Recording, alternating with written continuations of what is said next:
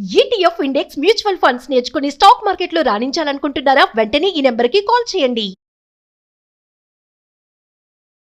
Early puberty periods రావాల్సిన age 11 to 12 years. అవును.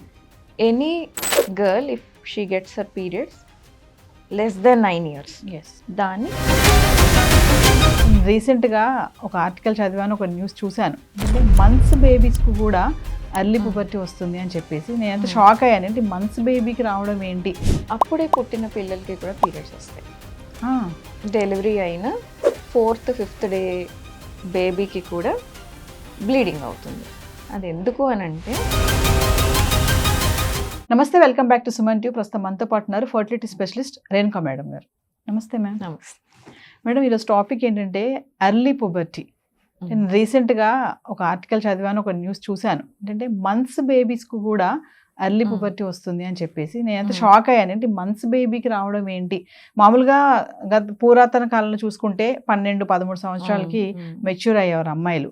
కానీ ఇప్పుడు 9 years రాకముందే మెచ్యూర్ అయిపోతున్నారు. అంటే దానికి రీజన్స్ ఏముంటాయి? ఎందుకు ఇలా ఎర్లీగా వీళ్ళు ఇట్లా అవ్వడం జరుగుతుంది అంటే ఏం చెప్తారు? మీకు ఇంకొక ఫ్యాక్ట్ చెప్తాను. అప్పుడే పుట్టిన పిల్లలకి కూడా పీరియడ్స్ వస్తాయి.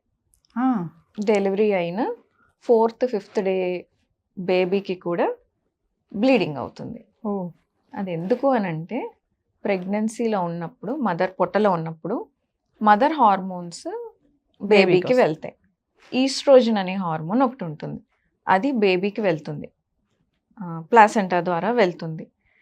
వెళ్ళినప్పుడు యూట్రస్లో ఆ లైనింగ్ కొంతమందికి చక్కగా ఫామ్ అయిపోయి ఉంటుంది. ఎప్పుడైతే డెలివరీ అయిపోతుందో ఆ హార్మోన్ వెళ్ళడం ఆగిపోతుంది. ఆగిపోవడం వల్ల పీరియడ్ వస్తుంది. ఓ, కానీ అది యాక్చువల్ పీరియడ్ కాదు. మదర్ నుంచి వచ్చిన హార్మోన్ వల్ల అప్పుడే పుట్టిన న్యూ బార్న్ బేబీకి అలా బ్లీడింగ్ అవుతుంది అనమాట. కానీ ఇప్పుడు మీరు అడుగుతున్న క్వశ్చన్ వేరు. ఎస్. యాక్చువల్ నార్మల్ పీరియడ్స్ రావాల్సిన ఏజ్ 11 to 12 years. అవును. Any girl if she gets her periods less than 9 years, yes. దాన్ని precocious puberty or early puberty అని అంటాం. అది జరగటానికి చాలా రీజన్స్ ఉన్నాయి. First genetic. ఫ్యామిలీలో ఎవరికన్నా ఎర్లీ ప్యూబర్టీ ఉంటే ఆ ఫ్యామిలీలో ఆడపిల్లలకి కానివ్వండి, మగపిల్లలకి కానివ్వండి, ఎర్లీగా ప్యూబర్టీ వచ్చే ఛాన్సెస్ ఉంటాయి. సెకండ్ థింగ్, కొన్ని బ్రెయిన్కి రిలేటెడ్ ప్రాబ్లమ్స్, ట్యూమర్స్ కానివ్వండి, ఇన్ఫెక్షన్స్, బ్రెయిన్లో ఇన్ఫెక్షన్స్ ఉంటే కూడా ఎర్లీ ప్యూబర్టీ వస్తుంది.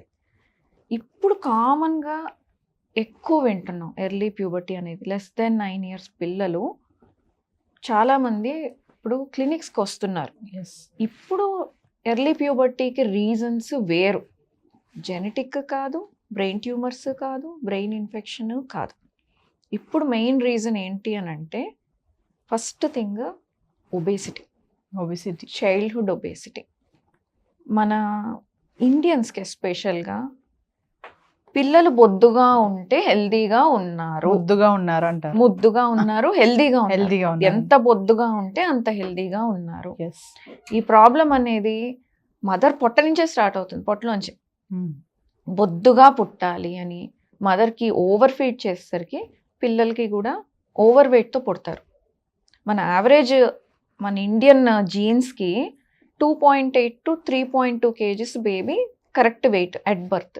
కానీ ఇప్పుడు అంతా 3.5 and above.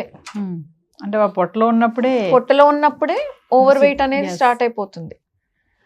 అది చైల్డ్హుడ్ ఒబేసిటీకి దారి తీస్తుంది. దానివల్ల చైల్డ్హుడ్ ఒబేసిటీలో ఫ్యాట్ ఎక్కువ ఉంటుంది. ఫ్యాట్ ఎక్కువ ఉండటం మూలన దాని నుంచి ఈస్ట్రోజన్ అనే హార్మోన్ వస్తుంది. ఎప్పుడైతే ఈస్ట్రోజన్ ఎక్కువ ఉంటుందో పీరియడ్స్ వచ్చేస్తాయి. అది ఒకటి first reason. Second reason, preservatives, chemicals, additives food. ఇవన్నీ కూడాను, ఇప్పుడు నేను ఈస్ట్రోజన్ అనే హార్మోన్ చెప్పాను కదా, ఇవన్నీ కూడాను ఈస్ట్రోజన్ లైక్ యాక్షన్. ఈస్ట్రోజన్ కాదు, కానీ ఈస్ట్రోజన్ ఎలాగ పనిచేస్తుందో ఇవి కూడా అలాగే పనిచేసి పీరియడ్స్ తొందరగా వచ్చేలాగా చేస్తాయి. Third thing, endocrine disrupting chemicals. మనం తెలుసో తెలియకో మనం యూస్ చేసే కాస్మెటిక్స్, షాంపూస్, కొన్ని కెమికల్స్, లోషన్స్, దానివల్ల కూడా ఎర్లీ స్ప్రేస్ వీటిలన్నిట్లో కూడాను ఈస్ట్రోజన్ మిమికింగ్ సబ్స్టెన్సెస్ ఉంటాయి, ఈస్ట్రోజన్ లాగా పనిచేసేవి. పర్ఫ్యూమ్స్లో వాటిలో థాలేట్స్ ఉంటాయి, షాంపూస్లో వాటిలో పారాబెన్స్ ఉంటాయి, కాస్మెటిక్స్ చీప్ కాస్మెటిక్స్ ఉంటాయి కదా, సెంటెడ్ కాస్మెటిక్స్ ఎస్పెషల్లీ వాటిల్లో చాలా కెమికల్స్ ఉంటాయి, సన్ స్క్రీన్ లోషన్స్లో ఉంటాయి, నెయిల్ పాలిష్లో ఉంటుంది, నెయిల్ పాలిష్ రిమూవర్స్లో ఉంటాయి. ఇప్పుడు ఇవన్నీ కూడాను మన ఆడపిల్లలు చాలా ఎక్కువగా వాడుతున్నారు. చిన్న ఏజ్ 4-5 years నుంచి మేకప్, లిప్స్టిక్, లిప్ బామ్స్లో కూడా ఉంటాయి చీప్ క్వాలిటీ వాటిల్లో. ఇవన్నీ ఎండోక్రైన్ డిస్టర్బింగ్ కెమికల్స్. సో వీటి వల్ల కూడా ఎర్లీ ప్యూబర్టీ వస్తుంది. ఓకే. ఇంకొక రీజన్ సోషల్ మీడియా మెయిన్. అంటే పెద్దవాళ్ళ ఫోన్లు తీసుకొని చూస్తారు వీళ్ళు, అడల్ట్ కంటెంట్కి ఎక్స్పోజ్ అవుతారు.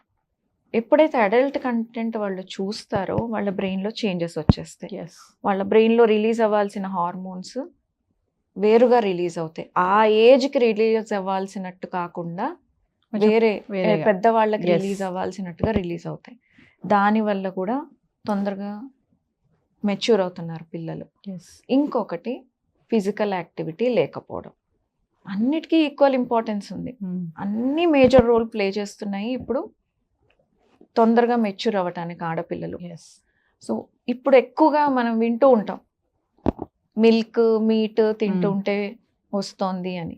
అది ఎందుకు అనంటే ఇప్పుడు వచ్చే మిల్క్ కానివ్వండి లేకపోతే మీట్ కానివ్వండి, ఈ గ్రోత్ హార్మోన్స్, ఆక్సిటోసిన్ ఇవన్నీ ఇచ్చి పెంచుతున్నవి. కాకపోతే ఇవి లిమిటెడ్గా తీసుకుంటే, ప్రాపర్గా కుక్ చేసి బాయిల్ చేసి తీసుకుంటే పర్వాలేదు.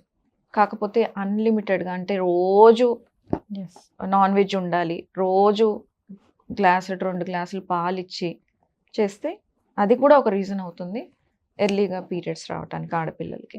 చాలా మంది పిల్లలు చూస్తున్నాం మేడం, ఆడపిల్లలు ఇలా ఎర్లీగా రజస్వలు అవ్వడం వల్ల వాళ్ళకి తెలిసి తెలియక ఆ పీరియడ్స్ ని మేనేజ్ చేయలేక, ఇప్పుడు పేరెంట్స్ కి కూడా అదొక పెద్ద టాస్కే. ఆ ఏజ్ లో వాళ్ళు మళ్ళీ స్కూల్ కి వెళ్తారు, ఏం చేయాలో తెలీదు. అంటే మెచ్యూరిటీ అయితే అయిపోతారు కానీ ఫంక్షన్ చేస్తారు, ఇవన్నీ అయిపోతాయి బానే. ఈ మధ్యన ఇదొకటి మళ్ళీ మా అమ్మాయి పెద్ద మనిషి అయింది అని చెప్పి పెద్ద వాల్ పోస్టులు పెట్టడం, అంటే ఇది కూడా ఒక ట్రెండ్ అయిపోయింది మేడం ఇప్పుడు. అంటే చెప్తున్నారు బయట సొసైటీలో చూస్తున్నాం అని ఎంత అమ్మాయిల పట్ల ఎలాంటి జరుగుతున్నాయి అనేది కూడా. ఇది కూడా పేరెంట్స్ అక్కడ కూడా అవగాహన లేదు వాళ్ళకి. అంటే ఊరందరికి చెప్పుకుంటారు అనమాట, మా ఇంట్లో అమ్మాయి పెద్దదైంది అని చెప్పుకోవడం. సో చిన్న ఏజ్ లో వాళ్ళు అట్లా అవ్వడం వల్ల వాళ్ళకి పీరియడ్స్ రావడం, వాళ్ళు మేనేజ్ చేయలేక మీరు అన్నట్టుగా వాళ్ళు మెంటల్ డిస్టర్బ్ అవ్వడం, బాడీలో ఆర్గన్స్ అన్ని చేంజ్ అవ్వడం కూడా, ఇవన్నీ కూడా వాళ్ళు ఎలా డిస్టర్బ్ చేస్తాయి అంటే ఒకసారి దాని గురించి. చాలా స్ట్రెస్ఫుల్ గా ఉంటుంది పాపం వాళ్ళకి. వాళ్ళు ఆడుకునే పిల్లలు, వాళ్ళకి చిన్న చిన్నవి నేర్చుకునే ఏజ్లో ఇది ఒక పెద్ద మేజర్ చేంజ్. అదే టైంలో వాళ్ళకి బాడీలో చేంజెస్ అవుతూ ఉంటాయి. వాళ్ళతో పాటు పెరుగుతున్న మిగతా పిల్లలకి అలాంటి చేంజెస్ వాళ్ళకి కనిపించవు. వాళ్ళకి ఏం అవ్వట్లేదు, నాకే ఇలా జరుగుతోంది అని ఒక స్ట్రెస్ వచ్చేస్తుంటుంది, యాంగ్జైటీ పెరిగిపోతూ ఉంటుంది. ఆల్రెడీ మెచ్యూర్ అయిపోయి ఉంటే ఒక రకంగా కొంచెం వాళ్ళని ఐసోలేట్ కూడా చేస్తారు స్కూల్స్లో. టీచర్స్ కూడా అంత సపోర్ట్ ఇచ్చే లెవెల్కి ఇంకా రాలేదు. టీచర్స్కి కూడా అవేర్నెస్ అనేది రాలేదు, ఆ ఓపెన్నెస్ అనేది ఇంకా డెవలప్ కాలేదు స్కూల్స్లో వాటిల్లో కూడా. కో ఎడ్యుకేషన్స్ క్లాసెస్లో చదువుకునేటప్పుడు అబ్బాయిల ముందర వీళ్ళు ఎలాగ మేనేజ్ చేసుకోవాలని వాళ్ళకి తెలీదు. ఇవంతా కూడా మెంటల్గా ఫిజికల్గా హైజీన్ ఎలా మెయింటైన్ చేయాలో తెలీదు. ఇవన్నీ తెలియక వాళ్ళు మెంటల్గా ఫిజికల్గా చాలా ఫేస్ చేస్తూ ఉంటారు. సో ఇది యాంగ్జైటీని క్రియేట్ చేయడం, మెంటల్ ప్రాబ్లమ్స్ని క్రియేట్ చేయడం అయితే ఖచ్చితంగా ఉంటుంది. కానీ వాటిని జాగ్రత్తగా హ్యాండిల్ చేసుకుంటే దాన్ని కొంచెం మినిమైజ్ చేసుకోవచ్చు. కొంతమంది పిల్లల్ని చూస్తే మేడం, వాళ్ళు చూడడానికి చిన్నగానే ఉంటారు కానీ వాళ్ళ యొక్క చేసే అలవాట్లు, వాళ్ళు చేసే పనులు, వాళ్ళ మాటలు ఇవన్నీ కూడా ఒక కాలేజ్ అమ్మాయి లాగా బిహేవ్ చేస్తారు.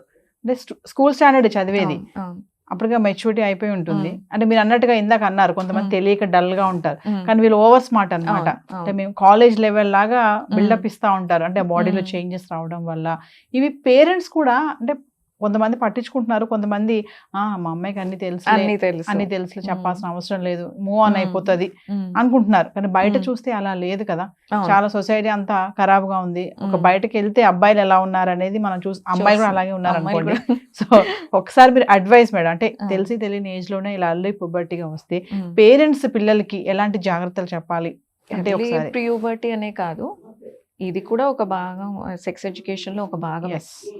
సెక్స్ ఎడ్యుకేషన్ అంటే అదేమో ఏదో క్రైమ్ కాదు, అది వాళ్ళ మైండ్ని కరప్ట్ చేస్తుంది అని అనుకోకూడదు. యాక్చువల్గా ఇది కరెక్ట్గా ఇన్ఫర్మేషన్ ఇస్తే వాళ్ళని సేఫ్ గార్డ్ చేస్తుంది. Yes. ఎప్పుడైతే ప్యూబర్టీ ఎలా వస్తుంది, ఏ టైంలో వస్తే కరెక్ట్, ఇలాంటి పనులు చేస్తే ప్యూబర్టీ తొందరగా వస్తుంది, సో జాగ్రత్తగా ఉండండి, ఇలా వెయిట్ మెయింటైన్ చేసుకోవాలి, చెత్తా చెదారం తినకూడదు, హెల్తీ ఫుడ్ తినాలి, ఫిజికల్ యాక్టివిటీ ఉండాలి, ఇవన్నీ చెప్తూ ఉంటే వాళ్ళకి చిన్నప్పటి నుంచి అవి చెప్తూ ఉంటే వాళ్ళు అర్థం చేసుకుంటారు. Yes. ఫస్ట్ అది మాట్లాడడం, వాళ్ళతో పిల్లలతోటి అవేర్నెస్ క్రియేట్ చేయడం అనేది ఒకటి ఇంపార్టెంట్, రాకుండా ఉంటాయి. ఇంకొకటి మెయిన్, ఈ అవేర్నెస్ క్రియేట్ చేయకపోతే వాళ్ళకి చైల్డ్ అబ్యూజ్లు, అన్నెసరీ అన్వాంటెడ్ ప్రెగ్నెన్సీస్ తెలీదు. Yes. ఎవరేం చేస్తున్నారో, ఎలా జరుగుతుందో వాళ్ళకి ఏం తెలీదు. తెలియకపోయేసరికి ఇవన్నిటికీ ఎక్స్పోజ్ అవ్వడానికి ఛాన్సెస్ ఎక్కువ. ఇన్ఫెక్షన్స్, ఇవన్నీ చెప్తూ ఉంటేనే వాళ్ళకి తెలుస్తుంది. ఎస్పెషల్లీ ఎర్లీగా మెచ్యూర్ అయిన పిల్లలకి అసలు తెలీదు, పేరెంట్స్ కూడా ఎక్స్పెక్ట్ చేయరు, ప్రిపేర్డ్గా కూడా ఉండరు. Yes. సో ఆ ప్రిపేర్డ్నెస్ అనేది లేకపోవడం వల్ల ఇవన్నీ ఫేస్ చేసే ఛాన్సెస్ ఎక్కువ ఉంటాయి.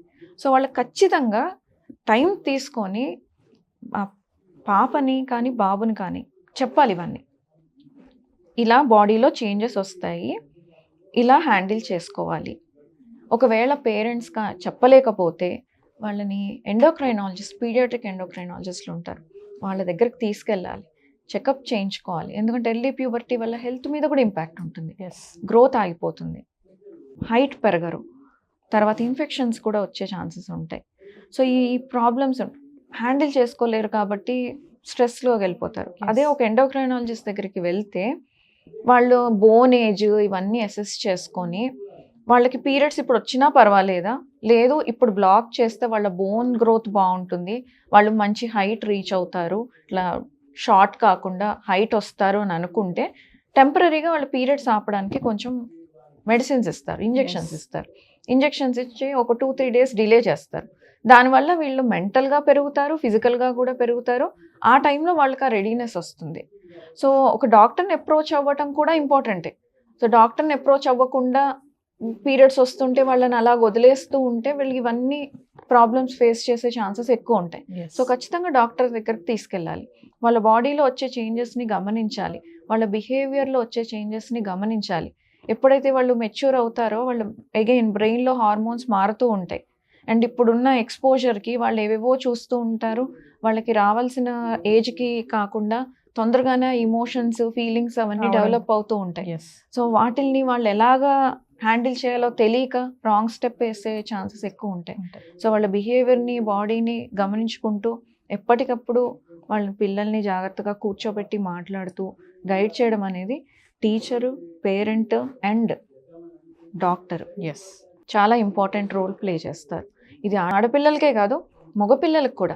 అదే అడుగుదాం అనుకుంటున్నాను మేడం. ఆ. అంటే ఎర్లీ పుబర్టీ అనేది ఫైనల్ గా గర్ల్స్ కి కాకుండా బాయ్స్ కి కూడా ఉంటుంది బాయ్స్ కదా. కి కూడా ఉంటుంది. Yes. వాళ్ళు ఇంకా నెగ్లెక్టెడ్. Mm. అమ్మాయిలకైతే కనీసం పీరియడ్స్ వచ్చి బయటకు కనిపిస్తుంది, ఒక మదర్ కొంచెం కేర్ తీసుకోవడం అని స్టార్ట్ చేస్తారు. Yes. మగపిల్లలకైతే అసలు బయటకు కనపడదు. వాళ్ళకి యూజువల్గా ఎలాగా కనపడుతుందంటే వాయిస్ చేంజ్ అవ్వడం స్టార్ట్ అవుతుంది చిన్న ఏజ్లోనే. 9 yearsకే వాయిస్ బ్రేక్ అవ్వడం స్టార్ట్ అవుతుంది, ఫేషియల్ హెయిర్ రావటం అది స్టార్ట్ అవుతుంది, మెంటల్గా చాలా డిస్టర్బ్డ్గా ఉంటారు, ఇరిటబుల్గా ఉంటారు. ఇవన్నీ కూడా వాళ్ళకి ఎర్లీ ప్యూబర్టీ చేంజెస్. సో వాళ్ళని కూడా, మగపిల్లల్ని కూడా గమనించుకుంటూ ఉండాలి. వాళ్ళకు కూడా అవసరమైతే పీడియాట్రిక్ ఎండోక్రైనాలజిస్ట్కి తీసుకెళ్ళి, గ్రోత్ యాక్చువల్గా ఆడపిల్లల కంటే మగపిల్లలకి లేట్గా వస్తాయి స్పర్ట్స్. Yes. యూజువల్గా 9th 10th క్లాస్కి వచ్చేసరికి ఫస్ట్ స్పర్ట్ వస్తుంది. వాళ్ళకి దానికంటే ముందరే వాళ్ళకి ప్యూబర్టీ వచ్చేస్తే గ్రోత్ చాలా ఎఫెక్ట్ అవుతుంది. Yes. సో అందుకని వాళ్ళు గమనించుకుంటూ ఈ సైన్స్ ఏమన్నా ఉంటే, అంటే ఎప్పుడైతే 12-13 yearsలో రావాల్సినవి 9 yearsకే స్టార్ట్ అవుతున్నాయి అని అన్నప్పుడు వెంటనే డాక్టర్ని అప్రోచ్ అయితే వాళ్ళు ఫిజికల్ డెవలప్మెంట్ అవ్వేంత వరకు ఆ ప్యూబర్టీని కొంచెం పోస్ట్పోన్ చేస్తే వాళ్ళు ఫిజికల్గా మెంటల్గా బెటర్గా ఉంటారు. మీరు అబ్బాయిలు అన్నారు కదా మేడం ఎర్లీ పుబర్టీ, మీరు అన్నట్టుగానే ఆడపిల్లల విషయంలో తల్లులు జాగ్రత్త తీసుకుంటారు, మరి అబ్బాయిల విషయంలో కొంత నెగ్లిజెన్స్ గానే ఉంటారు. వాళ్ళు ఏంటంటే మనం చెప్పకపోతే మీరు అన్నట్టుగా సోషల్ మీడియా ఏంటి నాలో ఇలా చేంజెస్ వస్తున్నాయి, ఎందుకు వస్తున్నాయి అని అడుగుతారు. ఆన్సర్ ఏదైనా ఇవ్వచ్చు. సో ఆటోమేటిక్ గా అలా అప్రోచ్ అయ్యేటట్టు ఉంటే తర్వాత ప్రాబ్లమ్స్ కూడా ఫేస్ చేయడానికి ఫేస్ అవుతుంది. సో పేరెంట్స్ కూడా కొంచెం అవేర్నెస్ గా ఉండాలి, అమ్మాయిలే కాదు అబ్బాయిల పట్ల అబ్బాయిలు కూడా. కూడా. Thank you ma'am.